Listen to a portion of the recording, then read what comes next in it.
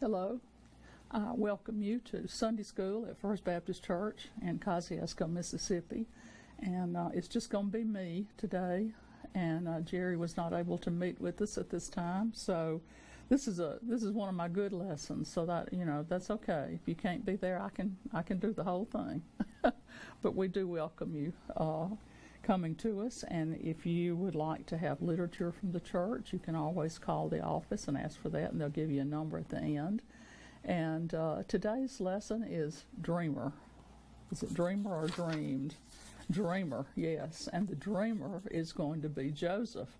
And so I still remember vividly in the primaries, I guess that was the youngest ones, the posters, the pictures on the wall in that Sunday school room, and it would be Joseph, and he was one of the children's favorite characters, Bible characters. But we will be in Genesis, and we'll be in the 37th chapter, and we're going to start off right today. I'm not going to be able to talk at all, but anyway, this chapter 37 sort of introduces us to Joseph, and he is the older of Jacob's two sons from his favorite wife. That's probably not a phrase you will hear very often.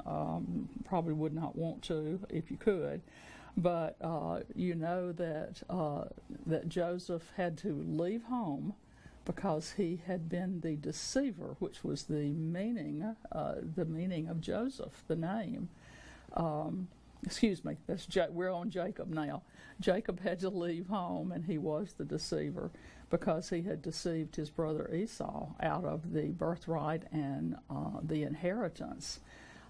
Because he was the youngest, he and Esau were twins, and he was the youngest by just a couple of minutes, I guess.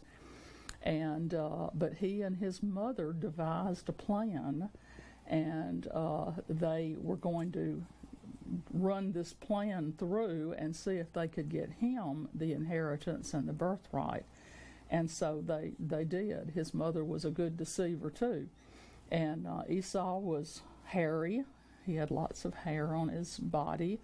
And so they put a piece of animal skin on Jacob's arm and made him feel like Esau, and she went out and made what they would consider fast foods, and I still can't understand how they can whip up, that we'll just go out to the pasture and we'll get a sheep and our lamb, and we'll kill it and we'll roast it and it'll be ready. I mean, did they wait 2 or 3 days? Was it tenderized? Was it so tough you could hardly eat it? Was that what they were used to? But she fixed a stew, and he thought, Isaac thought that Esau had made it, and he thought this was Esau talking to him, and so Jacob went through the whole deal. We're gonna talk about this. I feel like I need your prayer now. Would you give it to me? And so poor Isaac did, because he couldn't see much. He was in older age, and he also felt like it might be close to time that he needed to get all these things taken care of before he died. And so Jacob received the blessing, the inheritance, and then he had to leave because his brother Esau said, I am going to kill him. And Rebekah found out about that, and she said, Jacob, you need to leave now. And so she and Isaac sent him to an uncle's house, one of her brothers, Laban, and he went, and then the deceiver was deceived. He met a beautiful young woman, and it was Rachel, and he wanted to marry her, and so he made a deal with Laban. If he would work for 7 years, that he would be able to marry this woman. I don't know whether everybody had to work for their people, or whether she was just unusually attractive or just what. But he went through with the marriage ceremony, and when he woke up in the morning after he had had probably something besides Coke at the reception, he realized that he had not been with Rachel, he had been with her sister Leah. And the way everybody describes it is Rachel was young and beautiful and precious, sweet, adorable, friendly, lovable, and Leah was an old maid. So we weren't there. We don't know. Surely there were some good qualities about Leah too, but he did not want Leah. He wanted Rachel, and Laban had fooled him. So the deceiver gets deceived, and so he worked for 7 years, and then he wanted to marry Rachel, and Laban said, "Well, if you'll stay for 7, I'll go ahead and give her to you." So he went ahead and took her too and worked 7 more years. But we know that in all of their dealings, God was with Jacob, and he allowed him to become wealthy. And Laban was not becoming wealthy, and he realized there was something different too.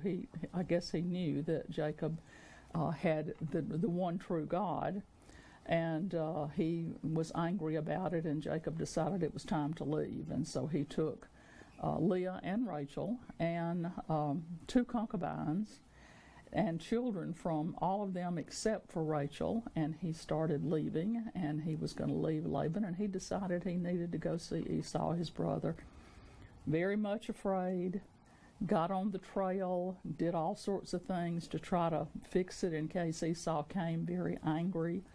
And he had the people separated. Of course, he put his favorite, Rachel, and her child, Joseph, separately, so that if an attack occurred, he would at least have part of his family, and he would have his favorite part.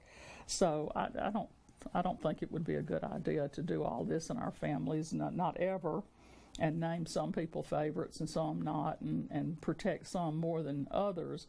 But that was the way they did it. And so anyway, God did change Jacob's name to Israel, and Joseph was as I said, his favorite child by Rachel. And then later on, several years later, they had one more child, and that's Rachel died during the birth of Benjamin. But anyway, this story, and if you're familiar with the Bible stories, this story is about Joseph being pointed out as the favorite. See, Jacob did the same thing again. He messed up and favored one child more than the other. So he had all these brothers and one sister, Dinah, and the brothers could tell. I mean, and the things that Jacob did, they knew that he favored Joseph above everybody else. My mother made a coat for one of my favorite baby dolls, and this has, of course, been 100 years ago. And it was a coat of many colors. And she had found some material that was just all very colorful and blocked off with different attractive colors. And she made Cindy a coat. And I always thought about that as the coat of many colors. And I still have it somewhere in a box. But anyway, I was awfully proud of that coat of many colors. But it did not do much for Joseph. When the brothers saw it, they knew what was going on. They knew, our father has done something else to favor his favorite son. And it made them very angry. And then we're going to read about something else that Joseph did, except wearing his coat of many colors. And it involves dreams. Now, when they talked about dreams in the Old Testament, we understand that many of the dreams they realized were sent from God, and many of them gave them advice or talked about their future and things that would happen. And I don't know when they could tell for sure that it was from God, or whether they were told it was, or whether they just assumed, or whatever. But we start off in Genesis 37, verse 5. Then Joseph had a dream, and when he told it to his brothers, they hated him even more. He said to them, "Listen to this dream I had. There we were, binding sheaves of grain in the field. Suddenly my sheaf stood up, and your sheaves gathered around it and bowed down to my sheaf. "Are you really going to reign over us?" his brothers asked him. "Are you really going to rule us?" So they hated him even more because of his dream and what he had said. I have always wondered if Joseph was a little snotty-nosed boy and took advantage of his daddy loving him and showing it around the brothers, if he took advantage of that. I mean, did he do it on purpose? I mean, surely after the coat incident, and he knew all the brothers were very angry that he got a beautiful coat of many colors and they didn't. And I'm sure that Jacob knew it too. But even after that, he advertises this dream. Now, maybe he did it because it was obvious that God had sent it, and he had sent a message.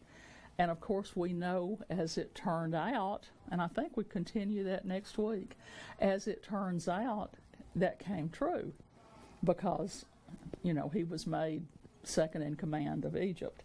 So, because it came true, maybe he, was told by God, share this with them, but it was not a good thing for them. So, let's see. Years earlier, Joseph's father, Jacob, had experienced a dream about a stairway that went from earth to heaven.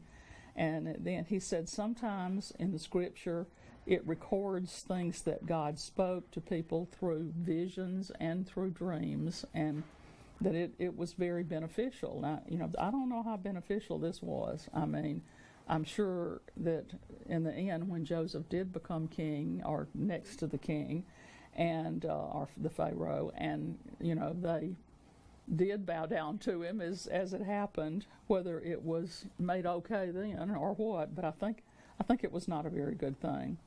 He says that Bible scholars have identified 3 types of dreams. First, a simple message dream that did not need to be interpreted. It was obvious. Next, a simple symbolic dream used symbols in it, like the handwriting on the wall and watching the hand and things like that. But they were clear enough that no interpreter was needed. Finally, a complex symbolic dream required an interpreter. And although dreams sometimes served as a channel of the Lord's revelation, they were neither foolproof or infallible. So that did not help us a whole lot, because it just said, don't count on it, because it might not be as it was presented to you in your dream. I don't know about dreams. It's weird, some of the things you will dream, and I have dreamed. I dreamed that my granddaddy died, and I dreamed it 3 times in a row, 3 nights in a row. And about 3 days later, my granddaddy died, and I mean, it was a heart attack, a very sudden thing. We had no notice, no warning. And I never forgot how I felt after I realized I had dreamed that, but I had done nothing to back it up. It didn't hit me that this might be a symbol. This might be something I needed to do something about. And this has been many years ago, but to my knowledge, I did nothing. I did not call him. I did not go see him. I didn't ask about him. And it always made me wonder, could I have made a difference if I'd had the sense, the gumption to realize that maybe dreaming that 3 times was significant.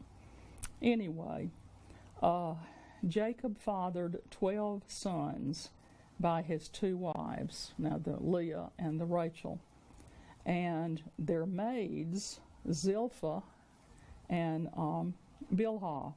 The brothers that Jacob sent Joseph to check on at Shechem most likely did not include Benjamin. He was the youngest one, that Joseph and the only other son of Rachel. So anyway, okay, we're told in the scripture using a very harsh word. Let's see, is that verse 5?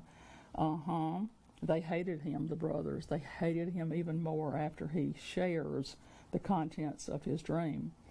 And he's telling us here what a sheaf is. I'm not sure that even in the South, where we do a lot of agriculture, that I remember seeing a whole lot of sheaves, but it designates a quantity of stalks and ears of a cereal grass or other plant material that had been bound together. In other words, they were all stood up and then tied, and it would make a sheaf. So it also, let's see, the sheaves in Joseph's dream called to mind the heads of grain in Pharaoh's dream, about the cows and about the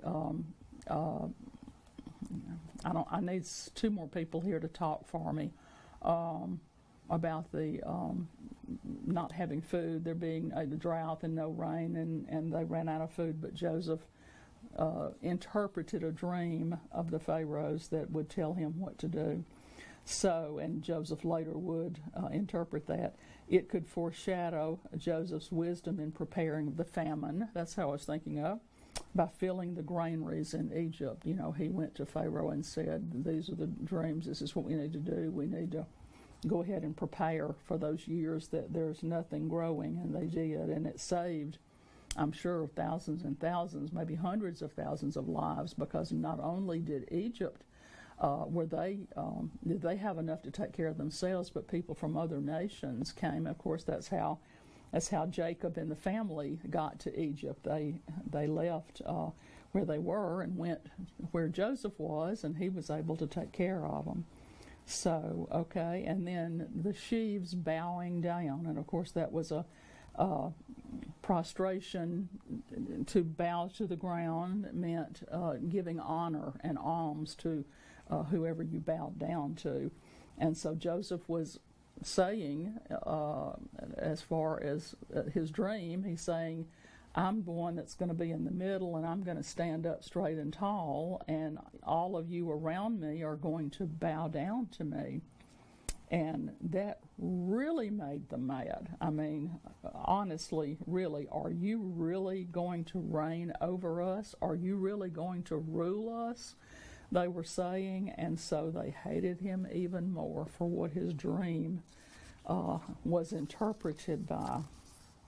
I think if I had been Joseph, I would have begun to get a little concerned, but it seemed like he just sort of thought that was natural for him to tell them the dream. Let's read 18 through 22. They saw him in the distance. Okay, he has gone to do his father's bidding. The father, Jacob, said, I need you to go check on the boys. And they had gone out, taken the cattle to maybe another pasture or somewhere where they found richer grass or a stream or whatever. And so the daddy said, just go check on them. And they saw him in the distance, and before he had reached them, they plotted to kill him. Talk about being angry and upset, and you would think that these 10 young men, somebody would have had the sense right then to speak up very loudly. Now, Reuben, one of the older ones, did decide that he would come back and get him. If they tried to kill him, or he would stop that, and if they threw him somewhere, he would come back and rescue him at a later time. And of course, we know that didn't get to happen. But they said to one another, oh, look, here comes that dream expert. So now, come on, let's kill him and throw him into one of the pits. These are pits that are supposed to hold water. The water was so scarce there that they dug holes, and I think they lined them with something, and then if it rained any, there would be some water, not a lot. We can say that a vicious animal ate him. Then we'll see what becomes of his dreams. So when Reuben heard this, it was Reuben, he tried to save him from them. He said, let's not take his life. Reuben also said to them, don't shed blood, but throw him into this pit in the wilderness, but don't lay a hand on him, intending to rescue him from them and return him to his father. So this was a plot. They were so angry. I can't imagine being that angry with a brother. I'd be angry, I'd be mad at him, and I would probably say I hated him for all of this, but I'm not sure that I could go that far, especially knowing how much Jacob loved him. But then again, I guess that was one of the problems. So they were very crafty and very deceiving, and when they saw him coming, they said, Here he comes. He's by himself. We can do whatever we want to with him, and Daddy won't know. We'll think up some lie to cover up for what we've done. And they talked among themselves and came up with pretty good plans. And it says no leader among them instigated the proposed murder. It was a mob mentality that prevailed. So I don't guess Reuben spoke up at that time. He just planned to go and rescue Joseph.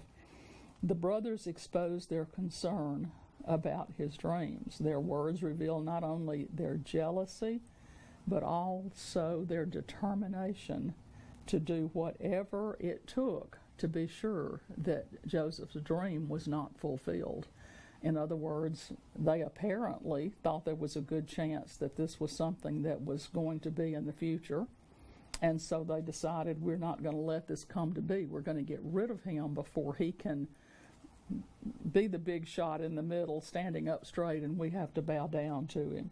But the brothers schemed to get rid of the dream by destroying the dreamer.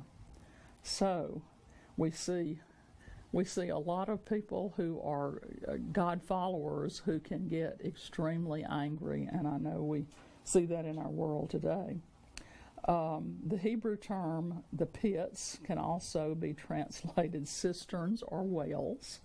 And so they would dig these to catch what little rainfall they had, and then they would, which would supplement existing supplies of water. I don't know whether they had to go somewhere and buy water or whether they caught enough when it rained, what little it rained.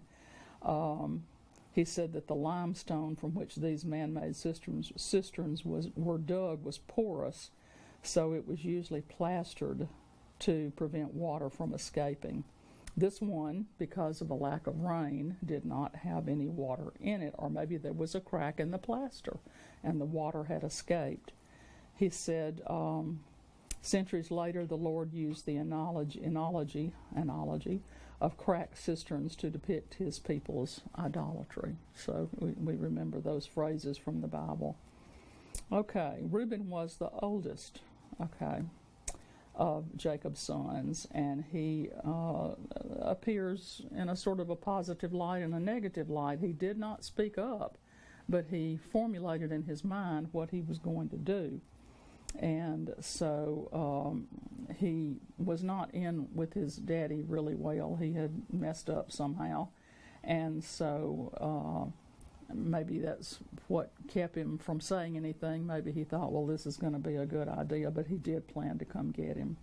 So years later, Joseph learned of Reuben's efforts to save his life, and we remember the scriptures telling us that Joseph wept bitterly, and he was so glad to see his family, and he found out that Reuben had tried to save him, and that moved him to tears. And I thought about how he had to hold up and not let them know who he was, but yet he was so emotionally moved by this that he wept tears. In fact, he had to, he left the room, I think he left the room where all the brothers were, where he had invited them for a meal, and I think he had to leave for a little while to get composed. So, let's see. David prayed that the Lord would rescue him from his sins. That's Psalm 39. And David did a lot of that because he did a lot of sinning, but yet he was always really touched by what he had done. He wished he hadn't done it. He was just a very volatile personality, and he always asked for forgiveness for his sins. If he had not done that, then I don't think God could ever have said, this David is a man after my own heart.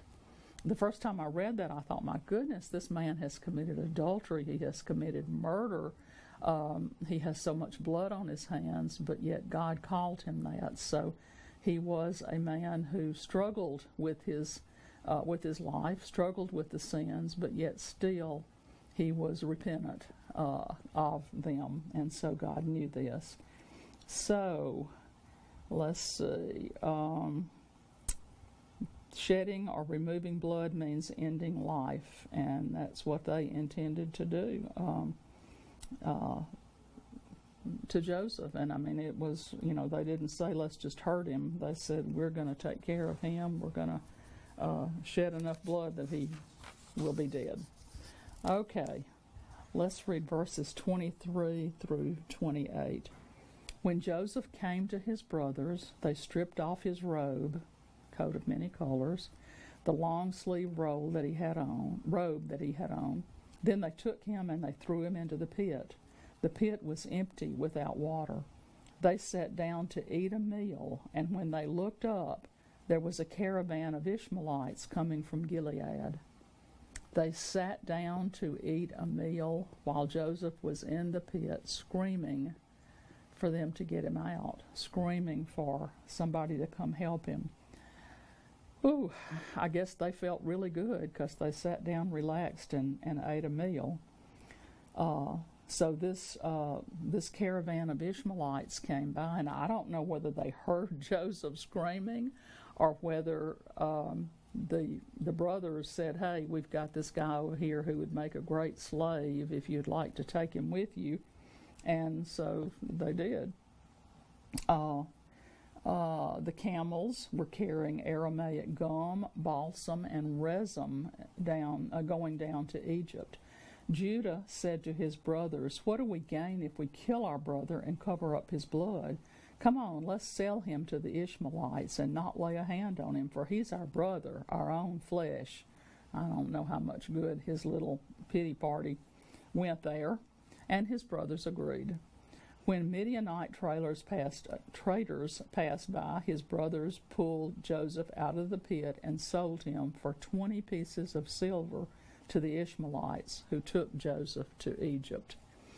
So he says traditionally the robe that we talk so much about has been imagined as a multicolored garment. Now, I don't guess that coat of many colors is in the scripture, and I don't know where that started. And surely it didn't start with Dolly Parton, but we've heard her sing that many times. But anyway, it's unclear exactly what the garment looked like. But the Hebrew text has been interpreted to mean either a long robe reaching to the palms of the hands and the soles of the feet, or a coat with diverse colors. This interpretation follows the Septuagint or the Vulgate translations, I told you I couldn't talk, of the Hebrew text. Whatever the specifics about the robe, that special garment signaled Jacob's love and extra love, and his elevation of Joseph above all the other brothers, and also his distinction of Joseph. He wanted him to stand out, and he really stood out. So, but it also became the symbol of his continuing anguish when the brothers brought it and it was covered with blood. He said, my child, an animal has ripped him to bits, to shreds, and he's eaten him, and that's what Joseph has come to. So, but just think about the callousness when those brothers sat down. Could you have eaten knowing your brother was in a pit who's going to die? Or I don't know if they thought about, of course they were on apparently very close to a trail, travelers, and going into the bigger places, the bigger nations, and trading. So they knew that people would be coming by, but maybe not in time to save Joseph if somebody else hadn't gotten him out. Apparently they did not consider sharing any of their food with their brother in the cistern. No, it does not mention anything about that.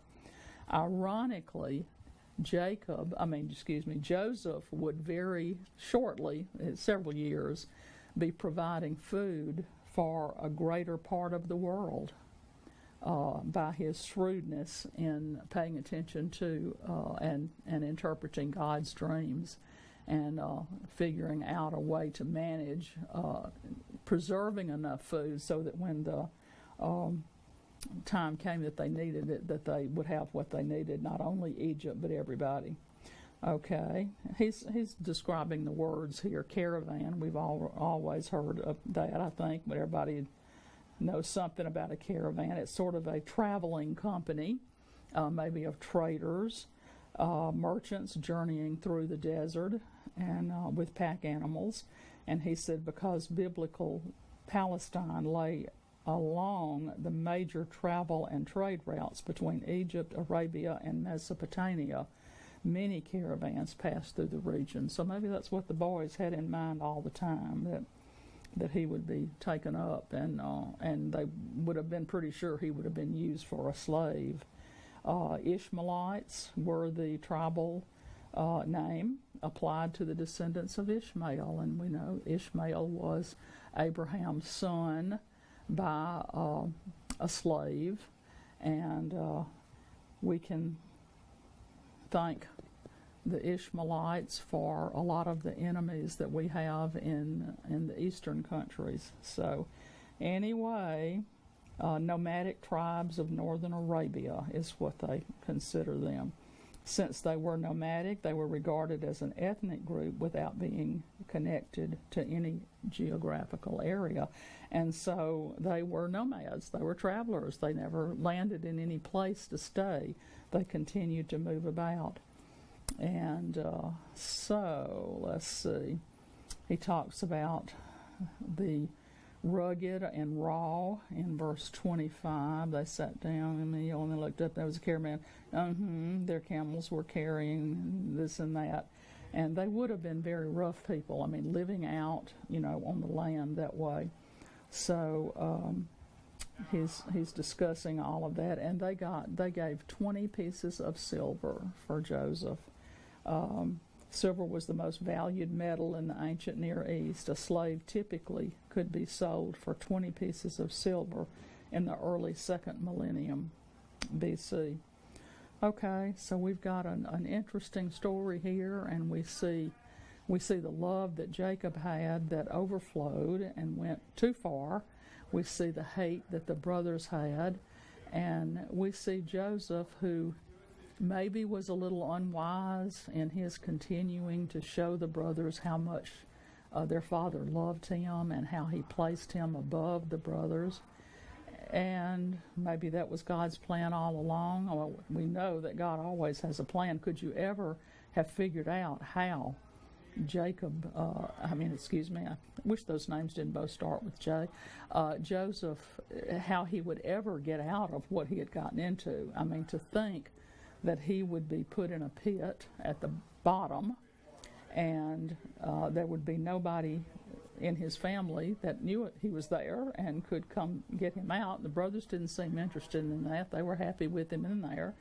And that in just a few years, Joseph would become second only to the Pharaoh as far as leadership in Egypt, and would do a great job. I mean, would know exactly what to do in exactly what circumstance. So we are told the story of another Bible character and about how God works his plans through him. We're so glad that you've joined us today, and I'm sorry that Jerry wasn't here, and I'm tired of hearing myself talk too.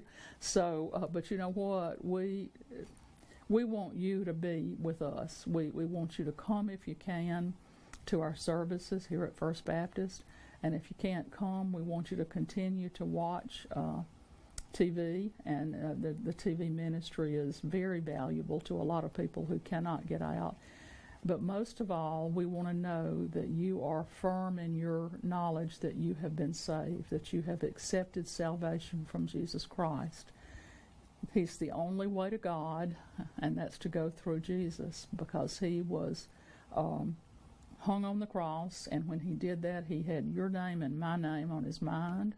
He knew who we were. He knew what we would do throughout our lifetimes, and he wanted us to be his children. He wanted us to be Christians, to follow his name, and to follow him in Christianity, and that would be loving others and wanting others to be saved too.